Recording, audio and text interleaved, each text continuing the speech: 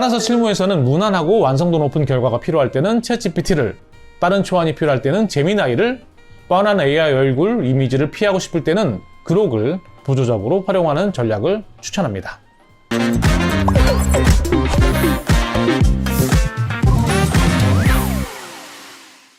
안녕하세요, 장현경입니다. K인플루언스 아카데미 고급과정 벌써 반환점을 돌아서 후반기로 접어들었는데요. 컨텐츠 크리에이터로서의 성장 잘 이루고 계신가요? 요즘은 컨텐츠를 제작한다면 필수적으로 AI 모델 한두 개쯤은 구독하고 계실 텐데요. 쓰다 보면 주변에서 이번에는 이게 더 낫다더라, 이게 좀 성능이 별로더라, 이런 말씀들을 심심치 않게 들 수 있게 됩니다. 그래서 가끔 지금 나는 트렌드에 뒤처지지 않는 적당한 AI 모델을 사용하고 있는 걸까라는 의구심을 갖게 되기도 하는 것 같아요. 그래서 오늘은 이렇게 제각각의 성능과 개성을 갖고 있는 대표 AI 모델들을 콘텐츠 창작의 관점에서 한번 비교해보고 실제 콘텐츠 제작 조건에서의 특징은 어떤지, 또 요즘 콘텐츠 제작에서 각광받고 있는 최신 AI 트렌드 도구의 활용법까지 확인해보는 시간을 가져보겠습니다. 지금부터 같이 시작해볼까요?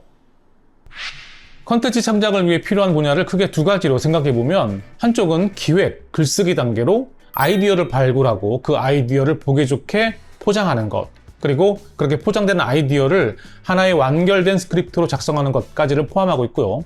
그리고 다른 한쪽은 그렇게 쓰인 스크립트를 시각화하는 작업, 즉 이미지를 만들고 영상을 만드는 것이겠죠.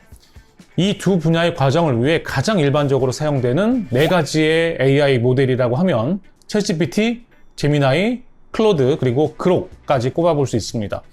사실 컨텐츠 제작자들의 커뮤니티 같은 곳에서는 이미 이 네 가지 모델의 기본적인 성격 규정은 대략 나와 있는 상황입니다.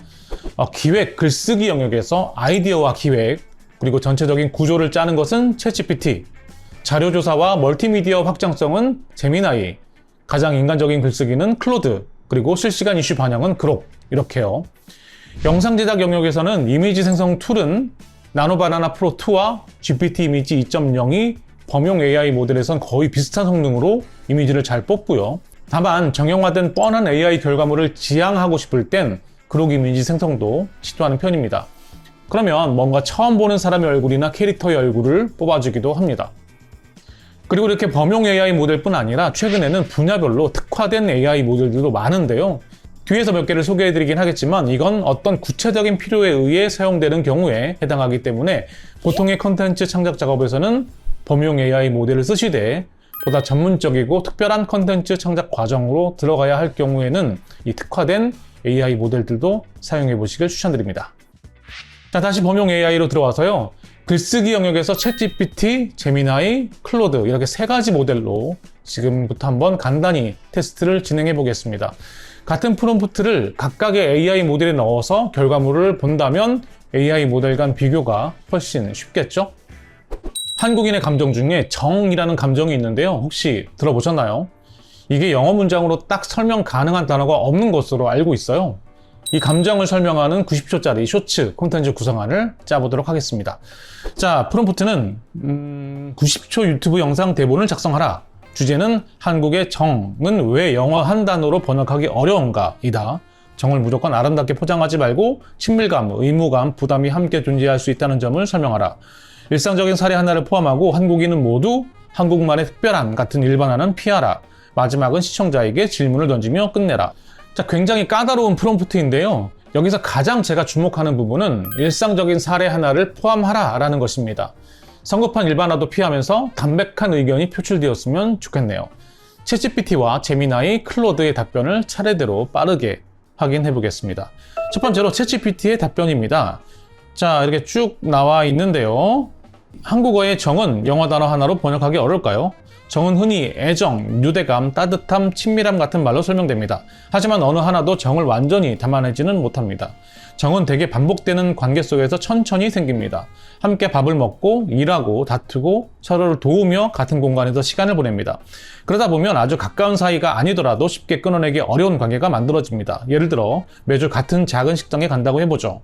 어느 순간 주인은 반찬을 하나 더 챙겨줍니다.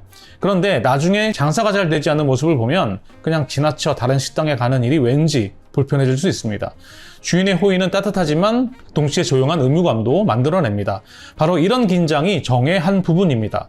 정에는 친밀감과 충성심, 익숙함, 책임감, 때로는 부담까지 함께 들어갈 수 있습니다. 관계가 힘들어진 뒤에도 상대를 계속 챙기거나 정말 원해서라기보다 외면하면 마음이 불편해서 덮기도 합니다. 그래서 정이 언제나 아름답거나 편안한 감정인 것은 아닙니다. 사람을 이어주기도 하지만 관계의 경계를 분명하게 긋기 어렵게 만들기도 합니다. 아마 그래서 정을 단순히 사랑이나 애정이라고 번역하면 무언가 빠진 것처럼 느껴지는지 모릅니다. 여러분의 언어에도 따뜻함과 의무감을 동시에 담고 있는 말이 있나요? 사실 약간 하나마나한 말을 좀 한다라고 느꼈어요. 전형적인 LLM의 특징이라고도 할 수 있는데 어찌 보면 이렇게 그럴듯하게 들리는 말을 무한히 생성해주는 것이 우리가 챗GPT를 쓰는 가장 큰 이유이기도 합니다. 제가 변별력의 기준으로 삼은 예시 부분도 챗GPT는 식당에서 주인이 음식을 챙겨주는 것으로 예시를 들었는데 이게 한국인인 저에게 딱히 공감되는 예시는 아니거든요. 단골 식당 주인이 반찬을 더 챙겨주는 것은 전 세계 어디서나 볼 수 있는 상업적 일회성 호의에 가까워서 정 특유의 오랜 시간 부딪히며 쌓이는 끈끈함과 부담감이라는 무게감을 충분히 담아내지 못했기 때문입니다. 자, 그럼 재미나이는 어떻게 대답했을까요?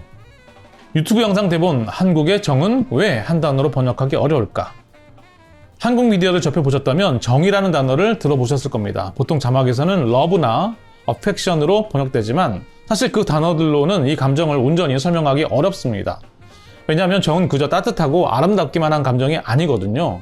정은 시간이 흐르면서 사람들 사이에 차곡차곡 쌓이는 감정의 두께입니다. 그 안에는 친밀감도 있지만 동시에 무시할 수 없는 의무감, 그리고 때로는 꽤 무거운 부담감까지 복잡하게 얽혀 있죠. 일상적인 예를 하나 들어볼까요? 성격이 정말 안 맞아서 만날 때마다 티격태격하는 지인이 있다고 해봅시다. 솔직히 짜증날 때가 더 많은데 하필 주말에 비까지 쏟아지는데 그 사람이 혼자 이사를 해야 한답니다. 그럼 투덜거리면서도 결국 이삿짐을 나르러 갑니다. 즐거운 마음으로 기꺼이 가는 게 아니라 그동안 부대끼며 쌓인 정 때문에 도저히 모른 척할 수가 없는 거죠. 심지어 한국에서는 미운 정이라는 말도 있습니다. 싫어하는 사람에게도 정이 든다라는 뜻이죠. 이건 무조건적인 호감이라기보다는 밉든 곱든 시간과 공간을 공유하면서 끈적하게 달라붙은 유대감에 가깝습니다. 물론 사람 사이에 이런 복잡한 얽힘이 세상 어딘가 다른 문화권에도 분명 존재할 겁니다. 여러분들은 어떠신가요?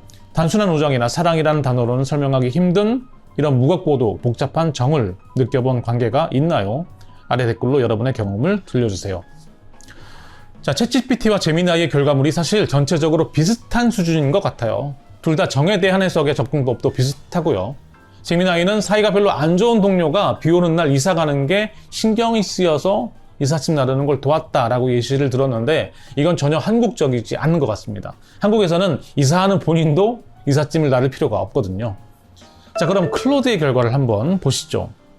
한국에서는 아마 당신도 겪어봤지만 당신 언어에는 이름이 없을지 모르는 감정을 가리키는 단어가 있습니다. 정. 사전은 affection, attachment, bond 같은 번역을 내놓지만 어느 것도 딱 맞지 않아요. 정은 따뜻함만이 아니라 의무감과 때로는 부담까지 뒤엉킨 감정이거든요. 일상적인 예를 하나 들어볼게요. 옆집 할머니가 문 앞에 반찬을 놓고 가기 시작합니다. 두부조림, 김치, 부탁한 적은 없지만 거절하면 매정해 보이죠. 그래서 이제 당신은 반찬통을 씻고 과일을 채워 돌려드리고 엘리베이터에서 안부를 나눕니다. 딱히 선택한 적 없는 관계에 어느새 들어와 있는 거예요. 분명 따뜻한데 조금 무겁기도 합니다. 둘 다 사실이에요. 그게 정입니다. affection은 따뜻함은 담지만 갚아야 할 마음은 못 담고 로얄티는 그 반대죠. 그리고 정은 느끼기로 결심하는 감정이 아닙니다. 한국에서는 정이 든다라고 해요. 시간과 같이 먹은 밥과 짜잘한 호의를 따라 스며드는 거죠. 심지어 미운 정이라는 말도 있습니다. 성가셔하면서 생기는 유대감. 분명히 해두자면 한국에서도 모두가 정을 반기는 건 아닙니다. 숨 막힌다고 느끼는 사람도 많고 다른 문화권에도 비슷한 사촌격의 개념들이 있어요. 그래서 묻고 싶습니다. 당신 삶에도 정 비슷한 것으로 이어진 관계가 있나요? 당신 언어에는 그걸 부르는 단어가 있나요? 댓글로 알려주세요. 자, 클로드 역시 정에 대한 기본적인 정의는 비슷했고요. 단 예를 든 사건은 굉장히 한국적이라고 여겨지네요. 한국 문화를 잘 이해한 배경의 글쓰기였다고 판단합니다. 그러니까 옆집 할머니가 김치라든지 반찬거리를 혼자 사는 젊은 친구들에게 주기도 하는데 반찬을 잘 먹고 빈 그릇으로 돌려주는 게 조금 예의에 맞지 않아서 무언가 다른 것을 채워서 준다는, 이건 꽤 정확한 설정이고 이 내용으로 정의라는 감정을 설명한 것도 좋았습니다. 무엇보다 글의 톤이 제가 가장 프롬프트의 요구사항과 맞다라고 생각하게 됐습니다. 담백하고 자신있게 설명하려는 그런 태도가 아니었거든요. 아이디어를 내고 그걸 구체화하는 기획, 그리고 사람들의 귀에 듣기에 가장 편한 말로 작성하는 스크립트는 챗GPT와 제미나이가 비슷한 성능을 발휘하고 있다라고 여겨지고요. 다만 한 단계 더 들어간 인문학적인 사고를 하면서 텍스트와 컨텍스트를 아우르는 본질적인 글쓰기에 충실한 건 클로드가 단연 앞선다라고 말씀드리겠습니다. 그럼 모든 글쓰기를 클로드로 해야 할까요? 클로드는 장문의 글쓰기, 호흡과 맥락을 꾸준하게 가져가야 하는 영상물의 제작을 위해 쓰시는 게 좋겠죠. 사실 우리 대다수의 컨텐츠 제작을 위한 글쓰기에서는 챗GPT와 제미나이를 통해서 내 속에 잠재되어 있는 아이디어, 통찰을 끄집어내도록 돕는 역할로 사용하는 것으로도 충분하다라고 생각합니다. 자, 그럼 이번에는 이미지를 그려보도록 하죠. 클로드는 이미지를 생성할 수 없으니까 이번에는 그록을 추가해서 챗GPT, 제미나이와 함께 동시에 프롬프트를 입력해 보도록 하겠습니다. 자, 첫 번째인데요. 4대5 세로형 현대 한복 전시 포스터. 전시명은 정확히 한글로 입다 시간을, 날짜는 2026년 이렇게 해주고 장소는 문화역 서울 284라고 표기한다. 검은색, 오프화이트 짙은 자주색만 사용하고 한복의 옷고름과 곡선을 모티브로 한 미니멀한 편집 디자인을 만든다. 한복을 입은 인물은 넣지 않는다. 잡지 표지처럼 세련되고 인쇄 가능한 고해상도 디자인. 자, 이 프롬프트를 통해서 저는 우선 미니멀한 디자인에 대한 이 AI 모델들의 관점을 확인해 보고 싶습니다. 사실 제가 느끼는 LLM 모델들은 항상 결과물들이 조금씩 과잉되어 있다고 생각될 때가 있거든요. 한글 포스터로 일단 제작해달라고 했는데 이해를 돕기 위해서 영어 결과물도 함께 보여드리도록 하겠습니다. 자, 우선 챗GPT의 결과물을 보면 저는 이 결과물이 상당히 마음에 듭니다. 우선 한복의 고름이라고 하는 이 라인으로만 한복을 표현했고요. 이것만으로 한복 전체 이미지를 떠올리게 해줬거든요. 나름의 미니멀리즘을 표현했다라고도 봅니다. 구도도 나쁘지 않고요. 무엇보다도 한글 폰트가 굉장히 잘 어울리는 고풍스럽고 고급스러운 세리프체로 반영되어 있습니다. 이거는 당장 포스터로 활용해도 좋겠다라는 생각이 드네요. 자, 제미나이의 결과물입니다. 일단 미니멀한 디자인의 개념을 조금 기계적으로 해석하는 것 같아요. 한복의 상의가 다 그려져 있고 또 한글 폰트도 AI가 쓴 글씨라는 느낌이 드는 것 같습니다. 자, 그록의 결과물을 한번 보도록 하죠. 그록의 결과물은 뭔가 고개를 갸우뚱하게 하는, 이건 비교할 만한 대상이 아닌 것 같아서 넘어가도록 하겠습니다. 자, 이번에는 내가 생성하는 서울의 이미지를 생성해줘 라고 프롬프트를 제시해봤습니다. 자, 지금 보시는 게 챗GPT의 결과물이고요. 이거는 제미나이의 결과물입니다. 마지막으로 그록의 결과물까지 보고 계신데요. 제가 볼 때는 챗GPT가 그린 게 가장 컨텐츠 제작자의 입맛에 맞는 이미지를 생성한 것 같아요. 그록은 조금 과하다 이런 느낌인 것 같습니다. 챗GPT와 제미나이가 서울의 데이터를 기본적으로 충실히 잘 반영했다고 여겨지긴 하는데 그록은 서울의 이미지를 상상해서 그린, 그래서 이도저도 아닌 아시아의 어느 도시쯤으로 보이는 것 같습니다. 자, 다음 프롬프트입니다. 이번에는 제품 카탈로그 사진을 만들어 보도록 할게요. 16대 9 비율의 사실적인 상업용 제품 사진. 가상의 한국 전통차 브랜드 다온의 유자차 유리병이 서울의 현대적인 카페 테이블 위에 놓여 있다. 병 라벨에는 정확히 다온 유자차라고 적혀 있다. 오전의 부드러운 자연광, 유리병 안에 유자 껍질과 꿀의 질감, 테이블에 생기는 정확한 그림자와 반사를 표현한다. 배경에는 흐릿한 한옥 지붕과 현대식 건물이 함께 보이지만 관광 홍보물처럼 과장하지 않는다. 자, 챗GPT의 이미지이고요. 요거는 제미나이의 이미지입니다. 취향 차이인 것 같아요. 전체적으로 프롬프트의 내용이 잘 반영이 되었는데 개인적으로는 챗GPT의 이미지 톤이 가장 마음에 들고 서울의 배경도 조금 더 사실적으로 보입니다. 자, 그록의 결과물은 제품 이미지를 정중앙에 위치시킨 건 좋았어요. 기본적인 구도의 마인드셋이 좋았다고 보였습니다. 다만 아까 서울 이미지를 그린 것과 좀 비슷하게 배경이 개인적으로 느끼기에 조금 서울 같지는 않아 보입니다. 자, 마지막으로 조금 재미있는 질문을 한번 해보죠. 네가 생각하는 평균적인 20대 중반의 한국인 남녀의 얼굴을 그려줘. 네, 결과를 한번 볼까요? 자, 챗GPT의 결과는요. 제가 이걸 보고 좀 깜짝 놀랐습니다. 제가 흔히 생각하는 AI가 그린 한국 사람의 틀을 약간 벗어나서 그 점은 좋긴 했는데 이 평균적인 한국인을 그려달라고 했는데 결과물은 아이돌 스타일의 한국인을 그린 것 같은데요. 자, 제미나이의 결과물을 보도록 하죠. 제미나이의 결과물은 이게 사실 AI로 그린 한국인으로 찾아볼 수 있는 가장 전형적인 패턴의 얼굴이죠. 가끔 AI 영상을 볼 때 이런 얼굴들만 생성되어 있는 영상들이 줄을 이루다 보니까 오히려 더 쉽게 식상해진다고나 할까요?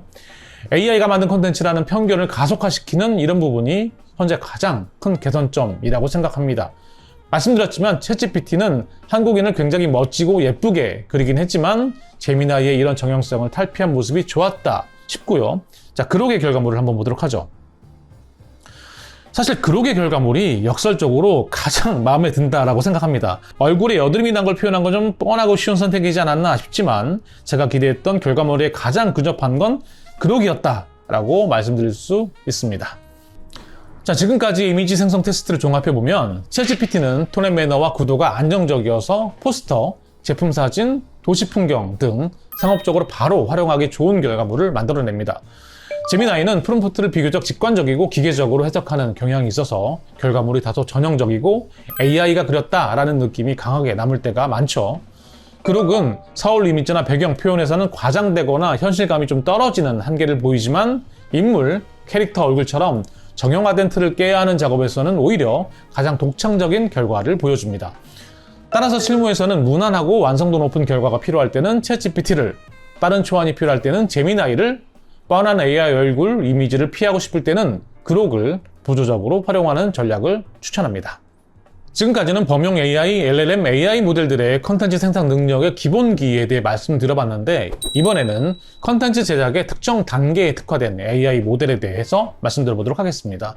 단 시간이 많지 않은 관계로 컨텐츠 크리에이터들에게 실제적으로 필요한 대표 핵심 기능 한 가지씩 소개해드리는 것으로 하죠. 첫 번째로 미드저니입니다.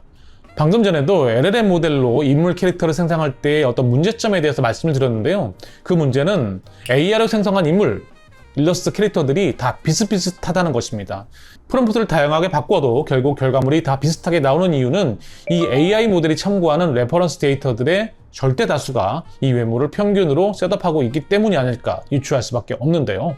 그래서 여러분의 영상에서 AI 인플루언서를 등장시킨다든지 AI 캐릭터를 등장시키게 될 때 지금 현 시점에서 가장 큰 경쟁력은 바로 시청자들이 뻔하다고 여기는 캐릭터들이 아닌 단 한 번도 보지 못했던 스타일의 AI 캐릭터 이미지를 생성해내고 그 이미지로 영상을 만드는 것입니다. 이 부분에서 가장 뛰어난 기능을 제공하는 것은 당연히 미드저니이고요. 아주 간단하게 아까 위에서 범용 AI 모델에게 사용했던 평범한 한국인을 그려달라는 프롬프트를 바로 입력해도 그 차이는 명확히 드러납니다. 두 번째로 나레이션을 생성하는 11랩스입니다. 11랩스는 AI 성우, 나레이션 등에서 독보적인 기능 제공을 하는데요. 텍스트를 목소리로 바꿔주는 기능은 물론 훌륭하고요. 그렇지만 11랩스에서 가장 유용하다라고 생각되는 부분은 기존의 사람의 목소리를 인스턴트 클론 기능을 활용해서 복제할 수 있다는 것입니다. 저도 굉장히 잘 사용하고 있는 기능인데요. 이 기능이 주로 사용되는 부분은 제작하고 있는 영상 안에서 미처 녹음하지 못했던 특정인의 음성을 넣어야 될 경우 혹은 나레이션 부분을 수정해야 할 경우에 과거에는 직접 재녹음을 했지만 이제는 그 변경, 추가 부분만 AI로 생성해서 편집할 수 있게 된 거죠.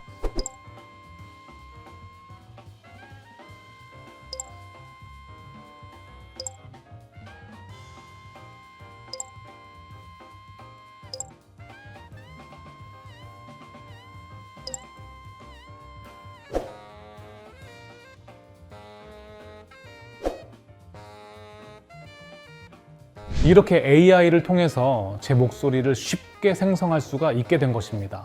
어떠세요? 실제 목소리와 비슷하죠? 자, 세 번째는 러너웨이의 알렙 2.0인데요.